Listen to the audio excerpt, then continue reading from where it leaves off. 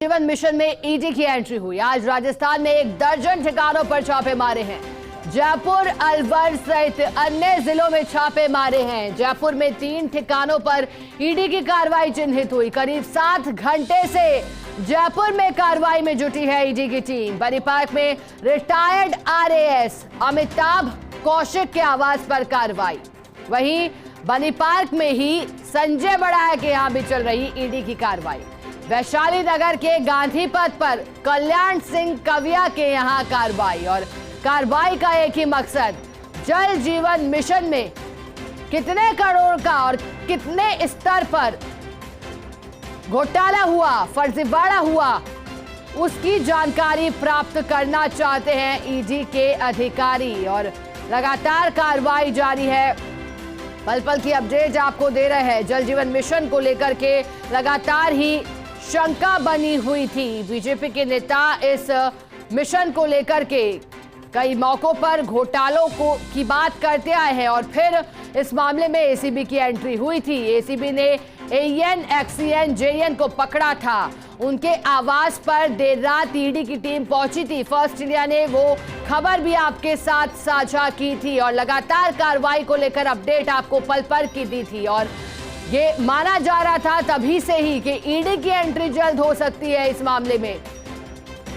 अब देखिए किस तरह से पूलिंग की जाती थी। ठेकेदार से लेकर के अधिकारी स्तर तक के लोग इस घोटाले में, फर्जीवाड़े में शामिल बताए जा रहे हैं। किस तरह से फर्जी अनुभव प्रमाण पत्र बनाए गए। एक कंपनी के फॉर्मेट को पहले बाकायदा कॉपी किया गया, उस कॉपी फॉर्मेट का प्रयोग किया गया ताकि फर्मों को टेंडर प्राप्त हो सके।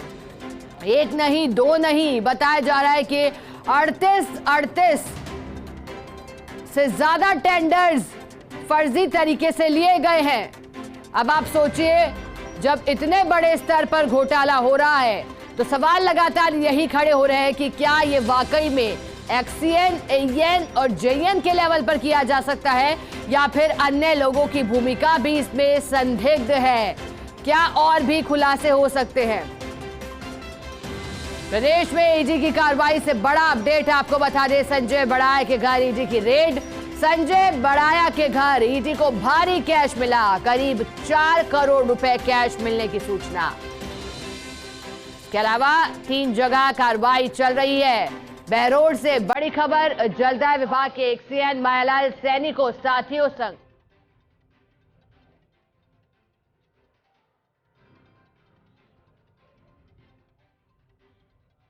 ट्रैप का मामला भी देखिए लगातार सामने आ रहा है। जयपुर से जानकारी आपको दे रहे हैं। ईडी की टीम पहुंची।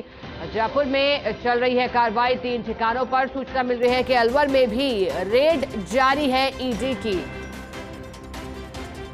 और हम जिक्र कर रहे थे कि पूलिंग किस तरह से की जा रही थी, मिली भगत कर। अब देखिए, जब कंपनी को जिसका नाम इरकॉन इंटरनेशनल लिमिटेड बताया जा रहा है, केंद्र सरकार की उपक्रम जिस कंपनी के फॉर्मेट की कॉपी की गई थी, उस कंपनी को जब इस बात की सूचना मिली तो उसने बाकायदा एक मेल किया।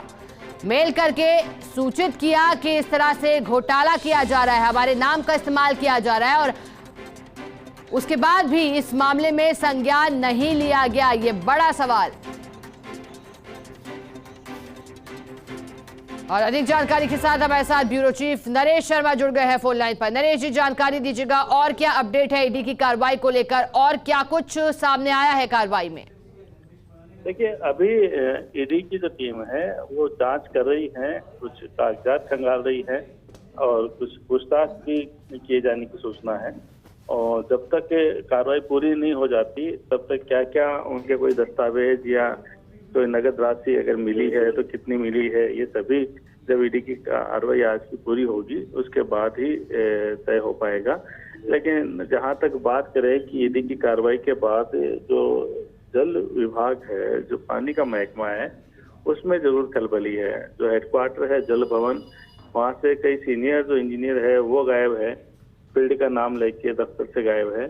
और साथ में वहाँ पे भी एक सन्नाटा सा है, क्योंकि उनको इस बात का जो डर है कि ईडी की टीम वहाँ पे भी कार्रवाई कर सकती है। इसके अलावा गांधीनगर जो दफ्तर है जलदाय विभाग का प्रमुख दफ्तर, जहाँ से भी टेंडर जारी होते हैं, वहाँ भी अब जो सीनियर इंजीनियर है वो अपनी सीट पे नहीं है। वो भी जो है अब संभवतः जो फाइलें हैं उनको चलिए, बहुत शुक्रिया दिनेश जी, आपका मैसेज